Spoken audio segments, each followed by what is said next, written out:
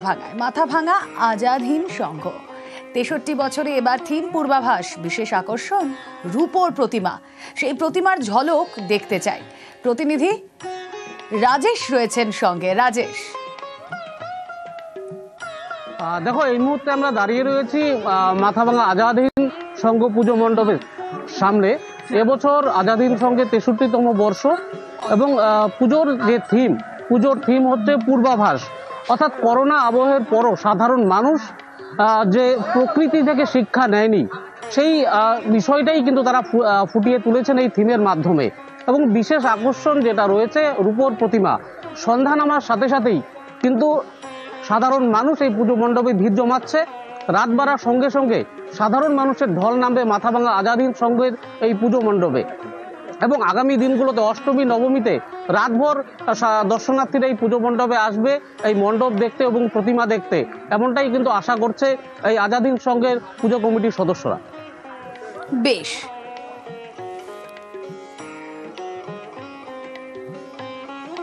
আইরে ছুটে আয়, পুজোর গন্ধ এসেছে। পঞ্চমীর সন্ধ্যায় যখন আপনাদের সঙ্গে কথা বলছি তখন খুব স্বাভাবিকভাবেই যে কটা দিন আমরা পেরিয়ে এলাম, আকাশে কালো মেঘ, আকাশের মুখ ভার, বৃষ্টি, শরতের আকাশ আমরা দেখতে সেরকম পাইনি। কাশফুলের দোলা, শিউলি ফুল, এই সব কিছুই জানান দেয় না পুজো এসে গেছে। আর এই সময়টা মনে হয় যেন থেমে যাক। এই সময় খাওয়া দাওয়া, আড্ডা, গান, গল্প, প্রচুর ঠাকুর দেখা এবং তার সঙ্গে মাস্ট কি সাজগোজ, সুন্দর সুন্দর জামা কাপড় পরা। আমার এই সুন্দর শাড়ি আমাকে সাজিয়ে তুলেছে প্রিয় গোপাল বিষয়। আসুন আবারও প্যান্ডেল হপিংয়ে যাওয়া যাক। জেলায় জেলায় প্যান্ডেল হপিং তো চলছেই, তাক লাগানো সমস্ত প্যান্ডেল। কোন ছবি দেখাবো এরপর? অবশ্যই আপনাদের সামনে রাখবো মণ্ডপ সজ্জা, মাতৃ প্রতিমা অসাধারণ। ঘুরে আসা যাক মালদার কয়েকটি পুজোয়।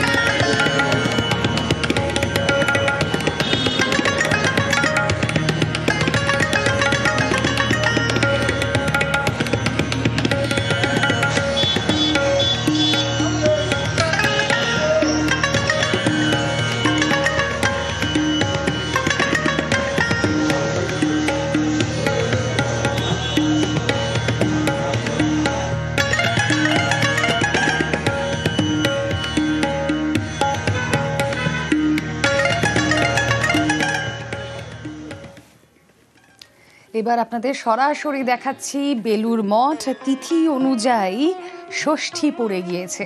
বেদান্ত সিদ্ধান্ত মতে শুরু শারদোৎসব, বোধন শুরু বেলুর মঠে।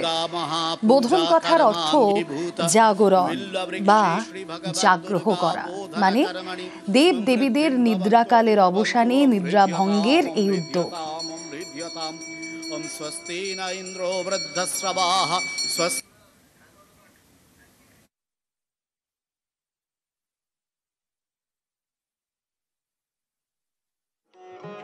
वेदाः स्वस्ति नस्तार्क्ष्यो अरिष्टनेमिः स्वस्ति नो बृहस्पतिर्दधातु। ॐ गणानां त्वा गणपतिं हवामहे प्रियाणां त्वा प्रियपतिं हवामहे निधीनां त्वा निधिपतिं हवामहे वसो मम। ॐ स्वस्ति ॐ स्वस्ति ॐ स्वस्ति। ॐ सूर्यः सोमो यमः कालो ॐ सूर्यः सौमो यमः काल सन्ध्ये भूतान्यः क्षपाः पवनो दिक्पतिर्भुविराकाशं खचरामरः ब्राह्म्यं शासनमास्थाय कल्पध्वं निह सन्निधिं। संकल्प।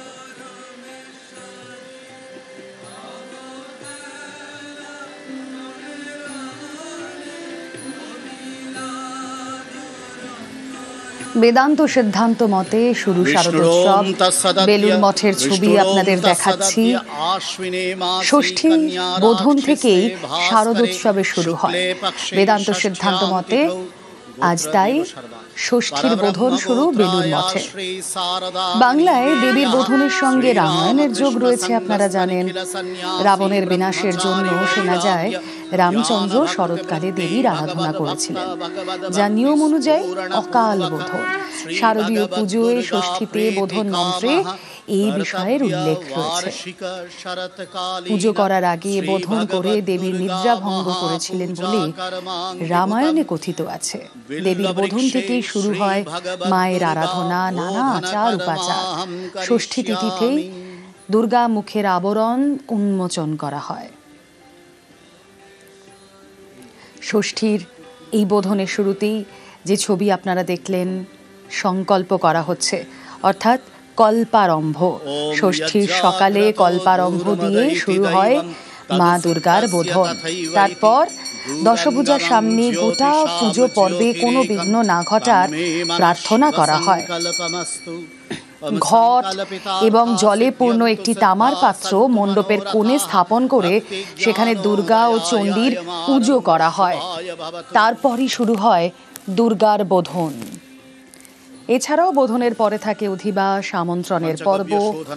অশুভ শক্তি দূরের জন্য ঘটের চারপাশে যে ছবি আপনারা দেখছেন, তীর কাঠিতে সুতো জড়িয়ে আমন্ত্রণ প্রক্রিয়া শুরু হয়। এভাবেই ষষ্ঠীর আচার পালিত হয়। বেদান্ত সিদ্ধান্ত মতে বেলুড় মঠেও চলছে শারদোৎসব। বোধনের মাধ্যমে প্রতিমার প্রাণ প্রতিষ্ঠিত করা হয়। বেলুড়ের পাশাপাশি আপনাদের দেখাচ্ছি কাশী বোস লেনের ছবি। ষষ্ঠীর আচার চলছে।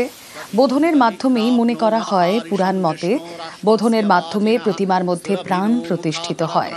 আর এই নিয়মের পরেই সকল দেবদেবী, তার সঙ্গে মহিষাসুরেরও পুজো করা হয়।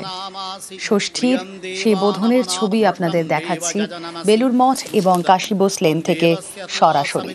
বেলুড় মঠের ছবি দেখাতে দেখাতে একটু কথা বলে নি, সহকর্মী দেবাশিস রয়েছেন সঙ্গে। দেবাশিস, দেখো, অবশ্যই বেলুড় মঠ, দুর্গা পুজো মানে বেলুড় মঠ, তার একটা আলাদা রীতি রয়েছে এবং সেই রীতি মেনেই অর্থাৎ বেদান্ত সিদ্ধান্ত মতে সেই পুজো কিন্তু ইতিমধ্যেই শুরু হয়ে গেছে বেলুড় মঠে।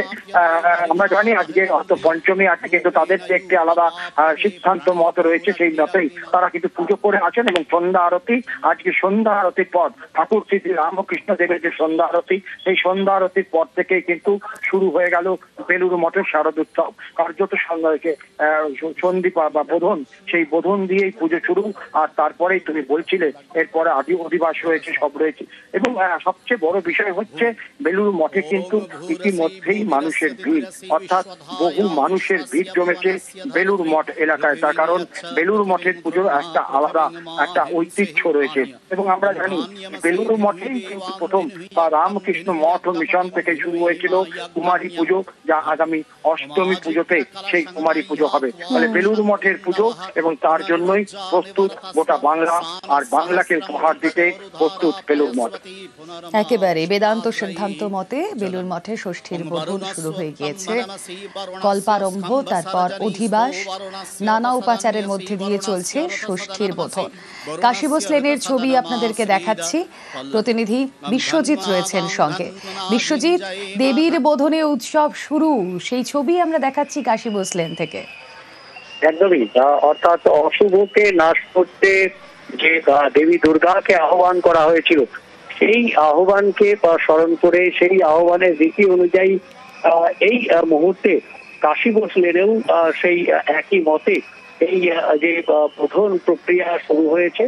এবং যে কথা তুমি বলছিলে, চণ্ডী পাঠের মাধ্যমেই এই যে দেবীর বোধন, দেবীকে আহ্বান করা, এই দেবীকে আহ্বান, তার যে মন্ত্র দেবী চণ্ডী, সেই চণ্ডী মন্ত্রে তাকে চণ্ডী পাঠ করে তাকে আহ্বান করা হয়। তারপর বোধনের বিভিন্ন রীতি রয়েছে, সেই সমস্ত রীতি পালন করে, আচার পালন করে এরপর হবে অধিবাস, অর্থাৎ মায়ের আজ প্রাণ প্রতিষ্ঠা হবে। শুধু মা নয়, দেবী দুর্গার সঙ্গে তার যারা সন্তান সন্ততি এসেছেন এবং রয়েছেন শিব এবং তার সঙ্গে একেবারে কল্পারম্ভ, বোধন, অধিবাস, আমন্ত্রণ, আর তার মধ্যে দিয়েই ষষ্ঠীর বোধন শুরু। দুই ছবি আপনাদের সামনে আমরা দেখাচ্ছি।